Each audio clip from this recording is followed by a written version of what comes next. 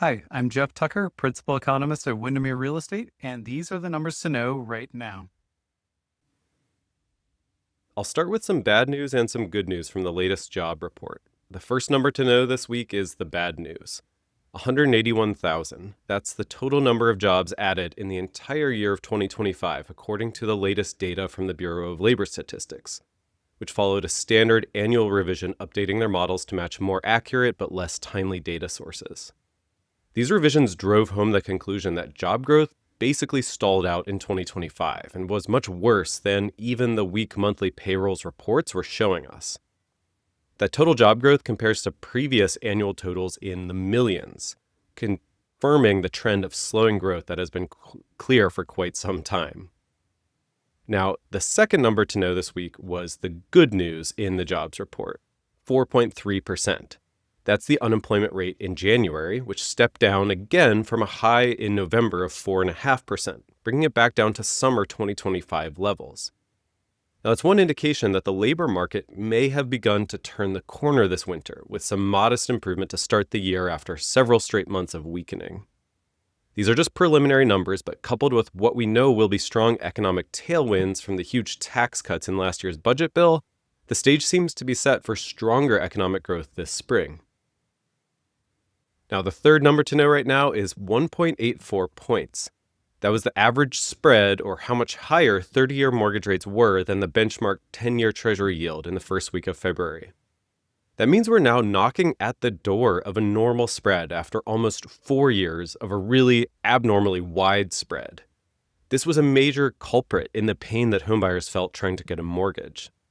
Last month, I talked about the surprise announcement that Fannie Mae and Freddie Mac would be buying mortgage-backed securities, and I think the proof is in the pudding that the news of that purchasing plan helped bring this spread down by that last 30 basis points or so just in the last month.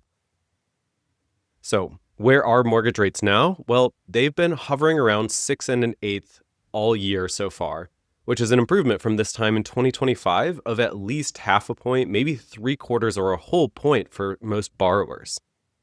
Now, putting that all together, I think the takeaway here is that we've now seen most of the improvement to mortgage rates that we were expecting from that spread closing, which is a little bittersweet. It's great news that it happened, but now that potential avenue for rate improvement has run its course, which makes me a little less optimistic for prospects of further rate declines in the near term. That would depend instead on the overall interest rate and inflation environment, which don't really look like they're cooling down. The big increase in borrowing that the budget bill is kicking off this year that I just talked about, that would tend to push up Treasury yields. And the boost to economic growth should do the same thing, as well as keeping inflation elevated. So my takeaway for anyone considering getting a mortgage is that rates have come down a lot, and there's no point waiting on the sidelines in hopes of further declines given what we can expect about the year ahead. All right, turning briefly to the housing market. We saw 913,000 active listings at the end of January, which is the most since January 2020 on the eve of the pandemic. In other words, national inventory is finally nearly back to normal.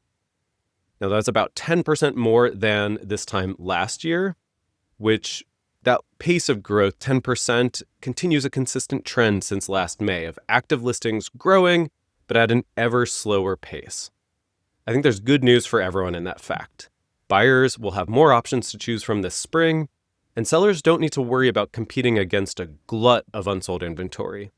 But they should be prepared to put their best foot forward when they list their home this spring, because it's always worth it to stand out from the competition.